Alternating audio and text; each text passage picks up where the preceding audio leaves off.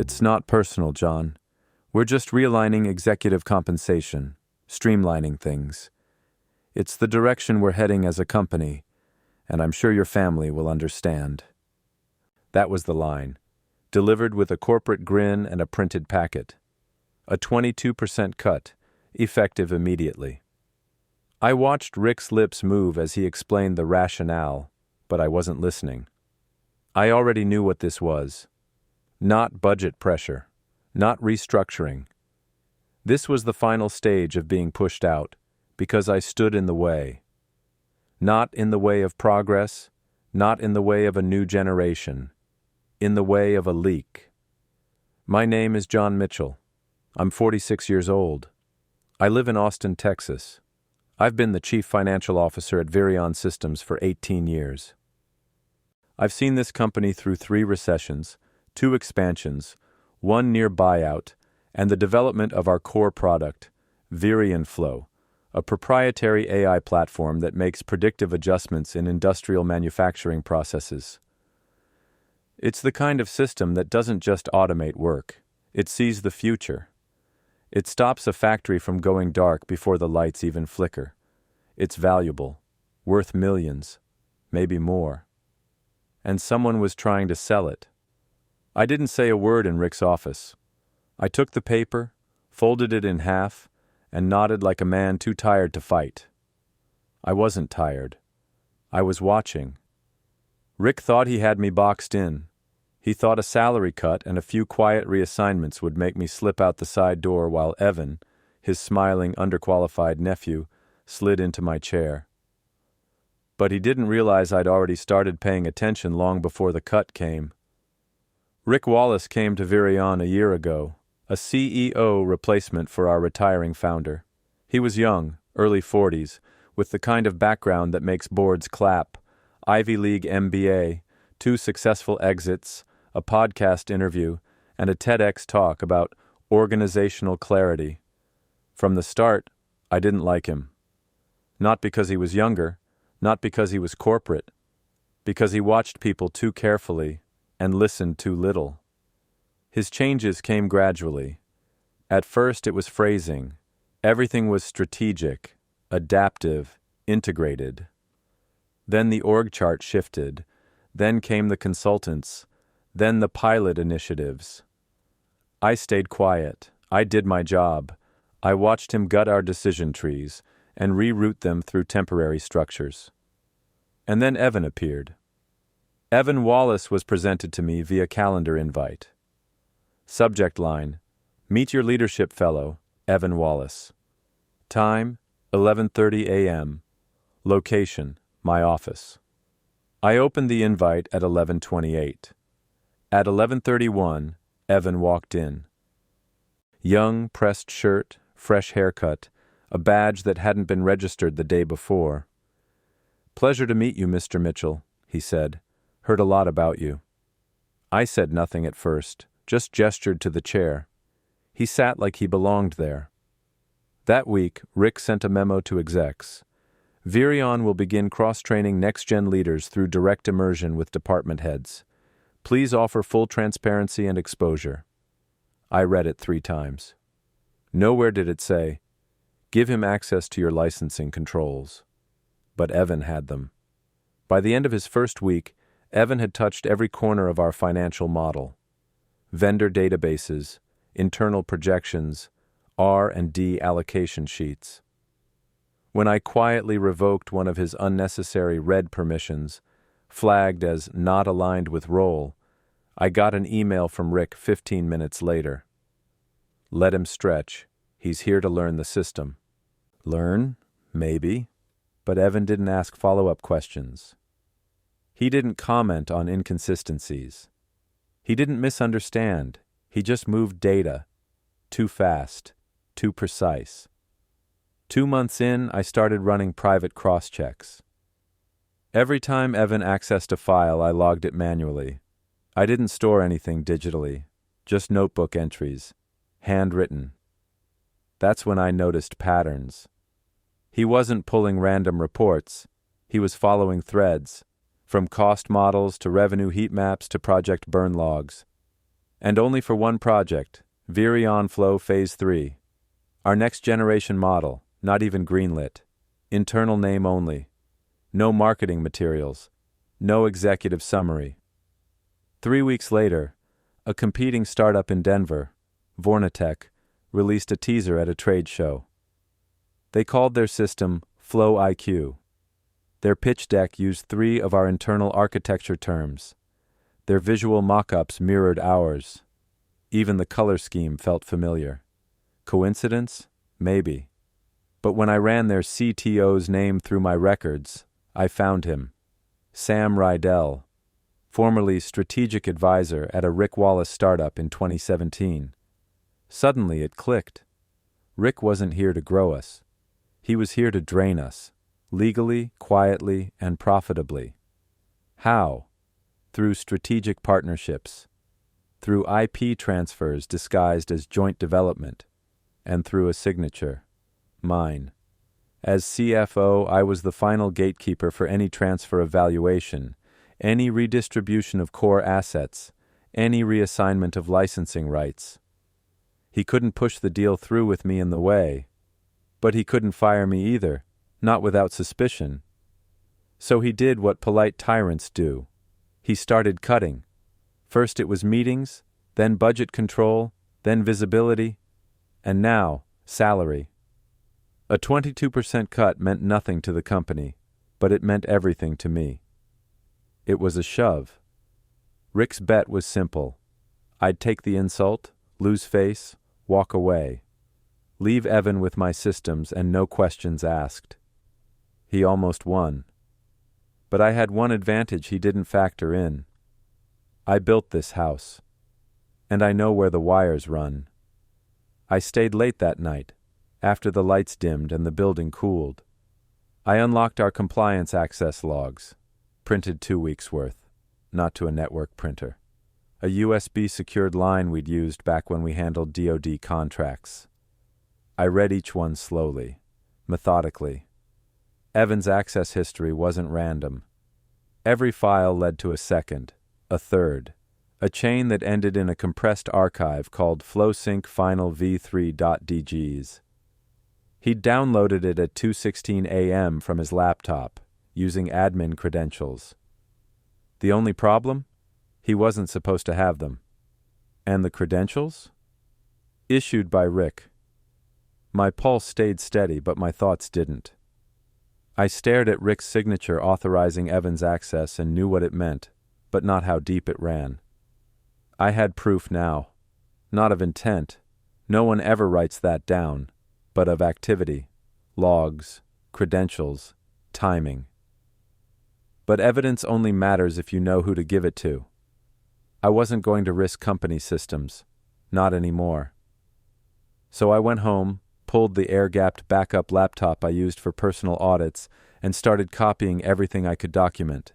Dates, file names, IP addresses, even badge logs from the security server cache I'd quietly mirrored years ago after a break-in scare.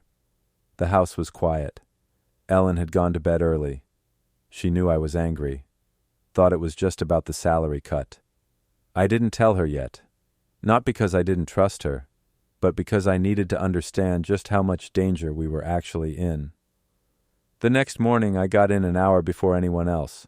No lights, just the green glow of emergency exit signs. I went straight to the 8th floor, where archives and legal usually reviewed compliance materials. I walked the hall, alone. And there, at the far end, I found what I needed. A paper copy of a draft agreement Rick had submitted 2 weeks ago to legal as a strategic memorandum. It wasn't labeled, not properly, but I recognized one clause immediately: transfer of joint analytics governance under a shared development umbrella. That was it. That was the line. At lunch, I met with Sarah Mendelson, our former corporate counsel, who'd left last year for private practice. We'd kept in touch. I asked her, casually, what it would take to mask a technology licensing deal as an investment. She blinked once, then said, "John, you're not asking in theory." I didn't confirm or deny, but I showed her part of the language. She didn't laugh. That told me everything. That evening, Ellen asked me over dinner why I looked so pale. I told her.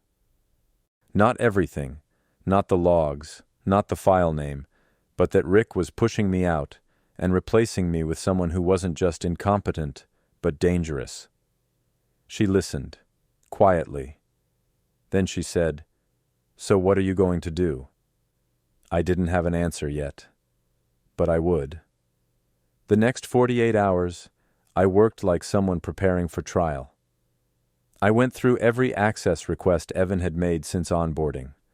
I compared it with version history timestamps from our internal development systems. I mapped each log to a location: office, VPN, external IP. Everything lined up too cleanly. No randomness, no accidental clicks. He was taking exactly what he needed, and nothing more. I made a timeline: Evan's first day, his first download, his first calendar overlap with Rick, the first time our roadmap language started leaking into Vornatek's public messaging. I didn't just write dates, I wrote cause. And I built the diagram I knew would matter most if this ever went above my head, the one that showed Rick's approval patterns. Every door Evan walked through had Rick's signature on it. Not once, not twice, 9 separate times. On Wednesday morning, I tested a theory. I added a small, harmless inconsistency to one of the Virion Flow project files, a note referencing a phantom module with a technical label that didn't exist. Then I waited. 3 days later, Vornatek published a blog post referencing a rumored subcomponent for latency balancing with the same made-up tag. That was it.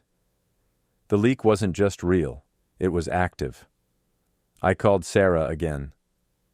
I said, "What happens if someone takes internal trade secrets to an outside partner, but it's disguised as a compliant deal?" She didn't speak for a moment, then said, "You need to talk to someone on the board, privately." I said, "Already in motion." That night I emailed myself nothing. I saved nothing to the cloud. I printed nothing. I just walked to my garage, opened the small fire safe, and placed the USB drive with everything I had inside. I looked at it for a long time. It didn't feel like a weapon. It felt like a parachute. The next morning I walked into the office and immediately knew something had shifted. It wasn't dramatic, no stares, no whispers, but there was a tightness in the air. Like everyone had just finished talking about me and hadn't had time to change the subject. My desk hadn't moved, but the energy around it had. A few minutes later, someone knocked on my door. Not HR, not legal. It was Jason Menendez, our senior DevOps engineer. He stepped in quietly, closed the door behind him, and stood with his hands in his pockets. "You didn't get this from me," he said. I didn't answer. "There was a request in the system audit logs that doesn't make sense. From Evan's account. He shouldn't even know those servers exist." Jason didn't have clearance to dig deeper, but he'd seen the same anomaly I had. A blind download at 2:16 a.m. routed through a privileged tunnel. He didn't ask what I was doing. He didn't want to know. But he said, "Just be careful," and left. I sat for a minute, staring at the door after it shut. Jason was the first person to say something out loud, not just a raised eyebrow or a hallway glance. An actual risk. He wouldn't have come unless he already knew the smell of something rotten. And if Jason noticed, others might too. That afternoon I was pulled into a routine alignment check-in with HR. They called it standard, but the timing wasn't. It was a soft probe. They asked how I was handling the transition in leadership dynamics, asked whether I still felt aligned with organizational goals. I smiled, nodded, told them I was reviewing future-facing options. It was just vague enough to keep them comfortable. But behind my teeth, I was grinding. Because that meeting wasn't HR. That was Rick, indirectly checking whether I was going to play ball or make noise. I had my answer ready. But I needed one more piece.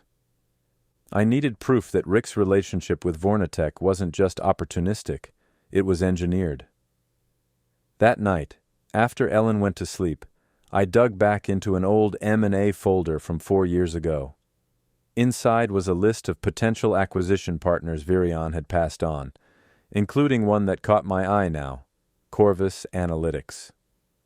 Corvus was a small AI optimization firm with minimal IP, acquired by a short-lived holding group, then dissolved. One of its listed strategic investors? A shell firm called Clavis Group LLC, registered in Delaware. On paper, nothing suspicious.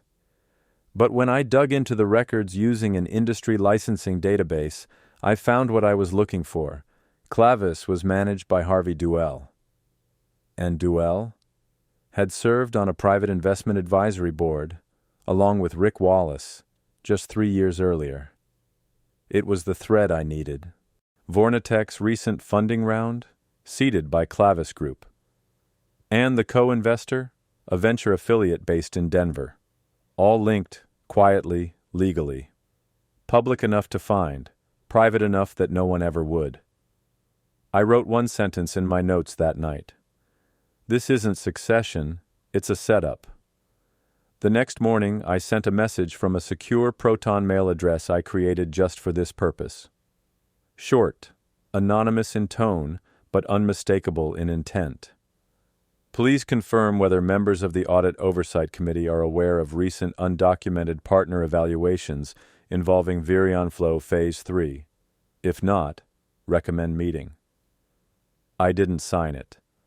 I didn't need to. By noon, I had a meeting request from Marcia Kim, our liaison to the board. Private, no location listed, just a time and a subject line, compliance checkpoint. I showed up 15 minutes early. Marcia arrived alone, holding a single envelope. She didn't smile, didn't ask how I was, just sat, folded her hands, and said, "You've been digging." I nodded. "And?" she asked. I slid the folder I'd prepared across the table. Printouts, logs, diagrams, deal chains. Tidy. Professional. Marcia read quickly. She didn't pause, didn't ask questions. She'd done this before. After 10 minutes, she looked up and said, "This goes far beyond internal restructuring."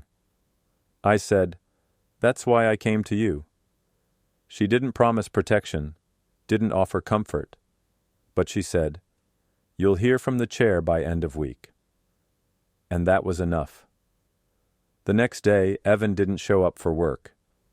Nobody said why, but his desk had been cleared by noon. That should have been a victory, but I knew better. Because at 4:13 p.m. I got a call from an unknown number. I answered, thinking it might be Marcia's follow-up. It wasn't.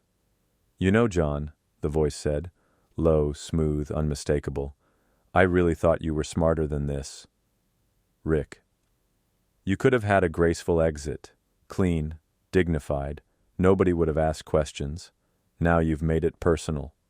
I didn't respond. "You still have a chance," he said, "but only if you stop right now, because if this moves any further, you won't be walking away with anything." He paused. "You have a family, John. Think about them." And then he hung up. I stood there, phone in hand, heart slow, breath steady. I wasn't angry. I was done being angry.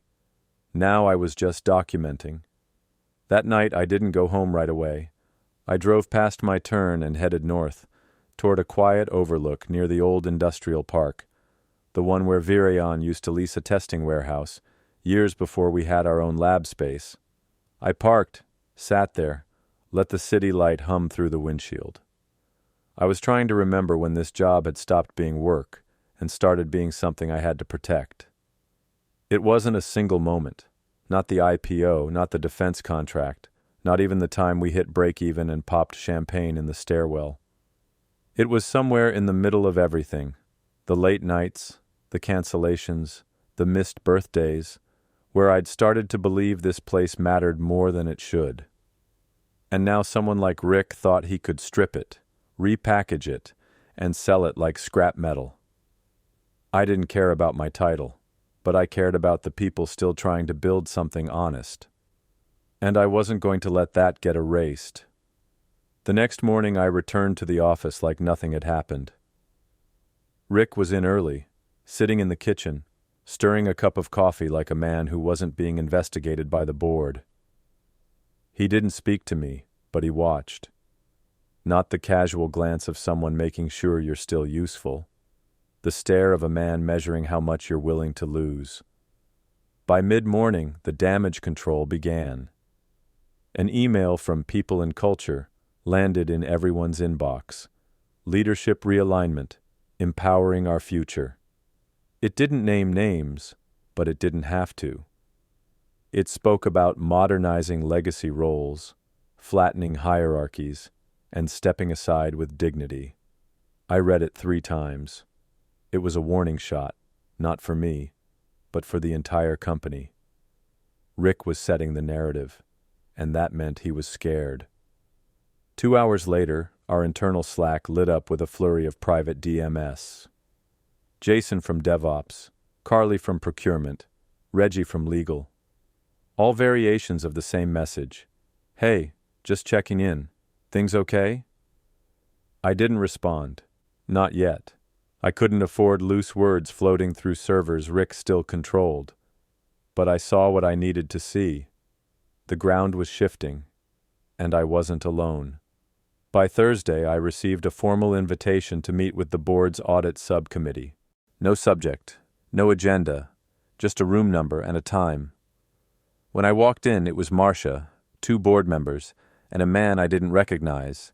Suit, tie, no nameplate. They asked direct questions, no small talk. I answered every one. Timeline, access logs, Evan's behavior, Rick's approvals, Vornatech's IP overlap. I presented the connection between Clavis Group and the holding firm behind the competitor's funding. I laid it all out without emotion. Not because I wasn't angry, but because anger is easy to dismiss. Facts are not. When I finished, they asked me to wait in the hallway. 10 minutes passed, then 15, then 28. Finally, Marcia opened the door and handed me a simple white envelope. Inside, 1 sentence. Temporary retention confirmed. Ongoing investigation initiated. It wasn't a victory, but it was a foothold. That evening, Rick didn't come in the next day. He was working remote. But I knew what that meant. He was lawyering up, and I was already 2 steps ahead. I compiled a second copy of the package, this one labeled with numbered exhibits, each printed, signed, and sealed with a timestamp.